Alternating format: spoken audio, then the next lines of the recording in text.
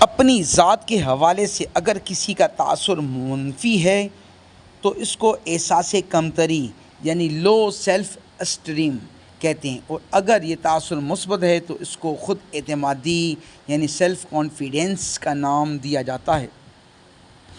جو احساس کمتری میں مبتلا ہوتے ہیں نہ تو وہ اپنی تنہائی میں خوش رہ سکتے ہیں اور نہ ہی دوسروں کی صحبت میں۔ اس کے برعکس خود اعتماد شخصیت کا مالک زیادہ تر خوش رہتا ہے، چاہے وہ اوروں کے ساتھ ہو یا پھر تنہائی میں۔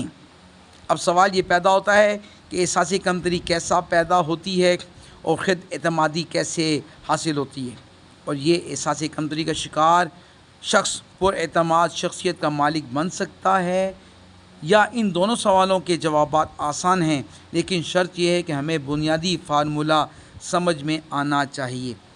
اس کے لیے ایک آسان ہی سی مثال پیش کی جاتی ہے۔ دودھ پیتا بچہ جب 1 سال کی عمر کا ہوتا ہے تو وہ اپنے پاؤں پر کھڑا ہو کر چلنے کی کوشش کرتا ہے۔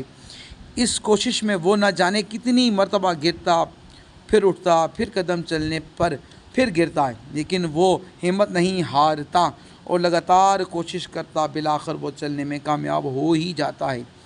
بار بار گرنا اس کے عزم کو کمزور نہیں کرتا، اپنے پاؤں پر چلنا اس کے اندر اعتماد پیدا کرتا ہے اور مستقبل میں آنے والے نت نئے چیلنج کے لیے حوصلہ بڑھتا ہے، اور اسی کا نام خود اعتمادی ہے۔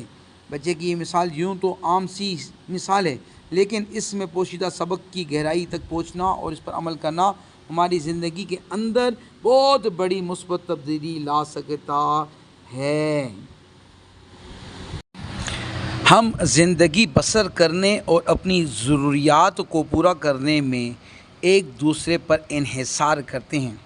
لوگوں سے تعلق اور رابطہ، چاہے یہ اپنے گھر کے افراد ہی سے کیوں نہ ہو، ایک متوازن ذہن صحت کے لیے بہت ضروری ہے۔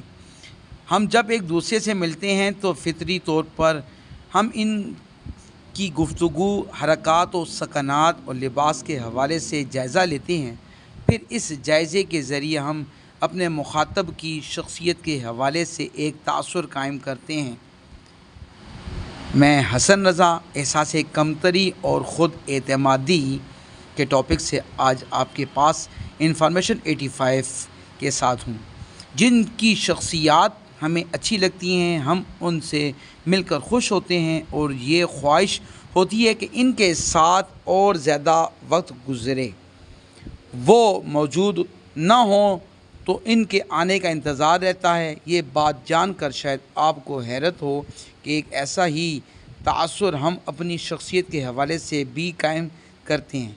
اس کو آپ چاہیں تو اپنی ذات کی پہچان کہیں یا پھر سیلف اسٹریم کا نام دیں۔ ہمارے دن کا ایک اچھا خاصا حصہ ہماری اپنی ہی صحبت میں گزرتا ہے۔ ہم ہوتے ہیں اور ہمارے خیالات، تخیلات کی دنیا اتنی مسحور کن ہے کہ ہزاروں کے مجمع میں بھی آپ ان تنہائی کا لطف اٹھا سکتے ہیں، اور چاہیں تو تنہا ایک کونے میں بیٹھ کر اپنے آپ کو کسی خاص محفل کا حصہ بنا لیں۔ دل میں ہو یاد تیری گوشائے تنہائی ہو، پھر تو خلوت میں عجب انجمن آرائی ہو۔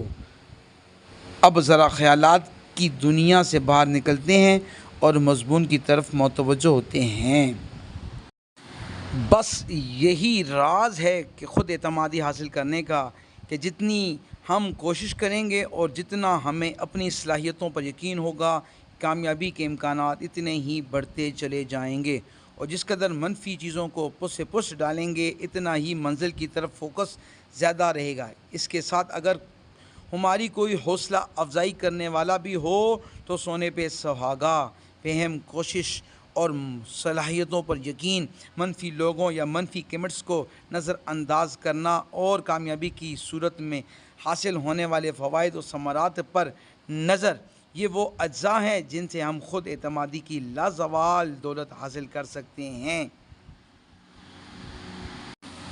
اگر خود اعتماد شخص کوشش کے باوجود بھی کامیاب نہ ہو سکے تو وہ تجربہ کرتا ہے کہ اس سے کہاں غلطی ہوئی تاکہ وہ اگلی بار اس غلطی کو نہ دہرائے۔ دنیا میں کامیاب ترین لوگوں کا سروے کیا جائے تو ان میں اکثریت ان کی ہوگی جنہوں نے اپنی غلطیوں سے زیادہ سیکھا اور اپنی کمزوریوں کو دور کرنے پر زیادہ توجہ دی۔ اس کے برعکس احساس محرومی، لو سیلف اسٹیم رکھنے والا شخص چیلنج سے گھبرائے گا، اپنی صلاحیتوں کے بجائے وہ ناکامیوں کو ہی سوچتا رہے گا۔ وہ اس بات کا قائل ہوتا ہے کہ وہ چاہے جتنی بھی کوشش کر لے اس نے ناکامی ہی کرنا ہے۔ وہ اپنی ناکامیوں کا الزام دوسروں کے سر ڈالتا رہتا ہے۔